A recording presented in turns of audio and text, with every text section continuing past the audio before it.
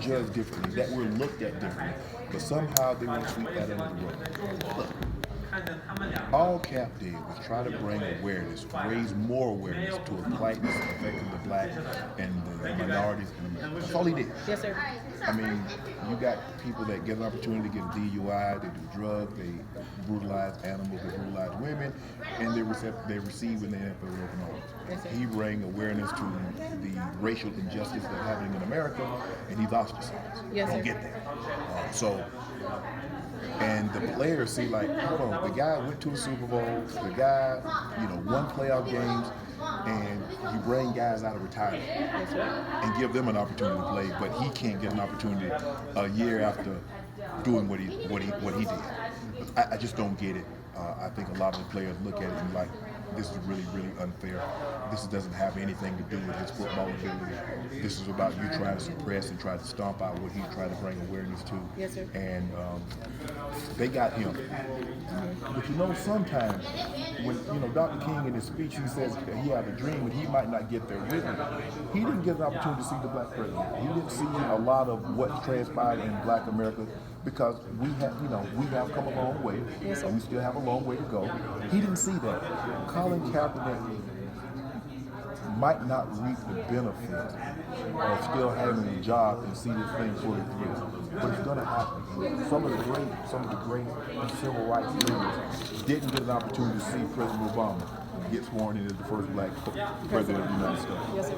But, and a lot of times, you look at Kurt Flood, he started free agency. He didn't benefit from it, Yes. but a lot of people Later on did. Yes. And so his place is set. Colin Kaepernick, I believe history will look favorably upon Colin Kaepernick. See, and when people like, well, he's not Muhammad Ali. Well, you're looking at Muhammad Ali in today's terms. Yes. Nobody looked at the Muhammad Ali in today's term back then. Yes, sir. They quote, and people love quoting Dr. King. Dr. King was probably rolling over his grave.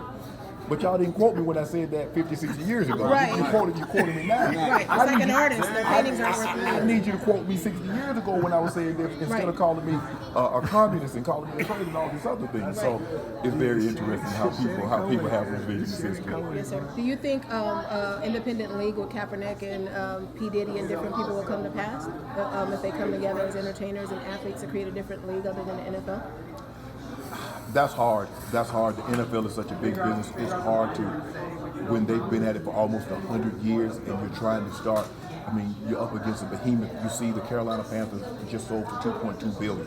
Right. So it's hard for us because unless you get a Michael Jordan or Oprah and some Tyler Perry, and if they all come together, to make it happen. To get a team and because eventually, it's 32 billionaires and you got 70%, 75% of the players on the field that are black. Right. So would you consider a plantation, as some call it? Well, I think they have that mentality is that do what I say. Jerry Jones said stand for the anthem, but the anthem is playing, he has his hat on. And even when they tell him to remove his hat, he's like, didn't take it off. Oh, I told him to stand. I don't tell me what to do. Right. So Right. that's the mentality. And some people have that mentality, like when Master got sick, we sick. No, he's sick. Right. I'm fine. I'm good. Right. And sometimes people think that some of the slaves thought because they were in the house, they were better off. But you're not free. Right. You can't leave. Right. You just got better sleeping conditions. Right. But we still in the same conditions. Would you consider any of the players quote unquote house niggas if we call the league plantation? Well, I just think some of those they echo what they heard their owners say. They echo what they heard President Trump say. See, if the league had instituted a policy or had a policy to begin with, yes, okay, maybe I could have. I might not agree with it. But they tried to institute a policy, the very policy that President Trump has so they just called this policy. They should be suspended without pay. They should be thrown out the league. Right. And so the players hear that, like, this is not y'all policy. Y'all echoing what you say. How did you feel when he called them sons of bitches? I didn't like it. I didn't like it because he didn't call those people in Charlottesville that. Well, they were very fine people. Yeah, exactly. And so, but that's different. Right. Right. To him, it's different. Not to us. It's not different. How do you feel? Is Mr. Dennis Rodman here tonight? Do you know? Have you seen him yet? He's probably in the ballroom. I haven't seen him. How do you feel about Mr. Trump being his friend and helping him through addiction and him still calling him his friend? Is that a house nigga? For me, I don't know. I'm just curious. I don't know Dennis.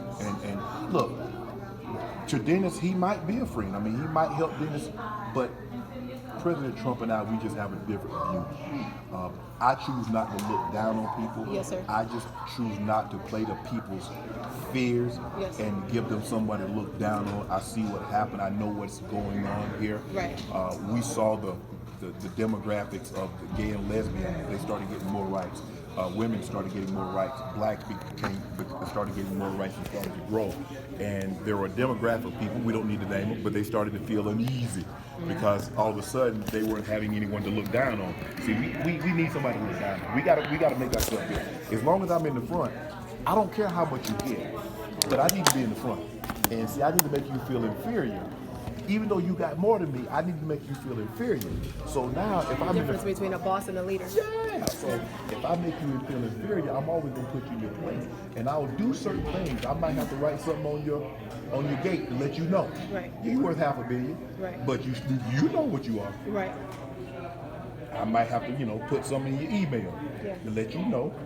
I still see you the same way. Don't you ever forget that. Yes, sir. And that's the only thing. It's just sad that here we are in 2018, and we're dealing with a lot of the things that my grandfather and my mother went through in the 60s, and the 20s, and the 30s. Yes. So it's just so disappointing that I thought we were. And every time I think that we're better than this as a society, something happens like, damn, we're not better than this as a society. We're just like those other societies that we're trying to bring law and order and justice to. But hell, we worse than what they are because we're more civilized and we have more means. What do you think about what Aaron Rodgers said the other day? His comment? Well, look, I get what Aaron is trying to say, but see, Aaron is in a position where, as a white male, President Trump is not talking to him. Mm-hmm. He's not talking to him as an SOB. Mm-hmm. He's a fine gentleman. Right. And so Aaron is looking at it from a different prism than me, say, as a black man. Right. So, but Aaron is one of the few guys, white quarterbacks, that so look, that's not what they're doing. They're not protesting the anthem. Mm-hmm. They're trying to raise awareness. And even when he said, look, you know what? We're not going to kneel. We're not going to raise our fists. We're going to join arms. They still booed him. Mm-hmm. So you can't win. With this issue, people have already made up their mind to get away from the narrative. It's about the military. It's about the flag. It's about the anthem. So if we keep your mind on that, we're not going to talk about the police brutalizing people of color in the streets. We're not going to talk about the racial injustice in the streets. So we're not going to talk about that because we're talking about a flag, an anthem, and the military.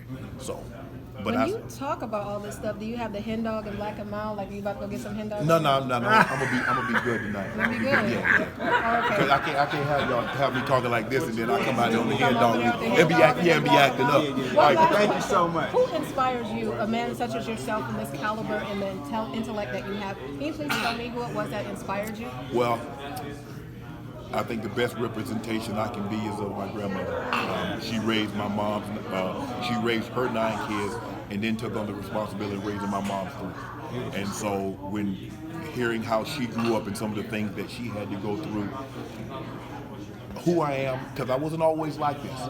Yeah. I was kind of into me. The hen dog guy? No. I wasn't that guy, but I was just. You're trying to get me drunk already. But I just think the thing is, Yes, sir. for me, Yes, sir. it says a lot more about a person, about how he treats a person, as opposed to how much he has. Just, I'm gonna let you go. I'm gonna go get some Hennessy on your note. Just kidding. Look into the camera, say your name, and say I'm hooked on Onyx. Am I hooked on? I don't know.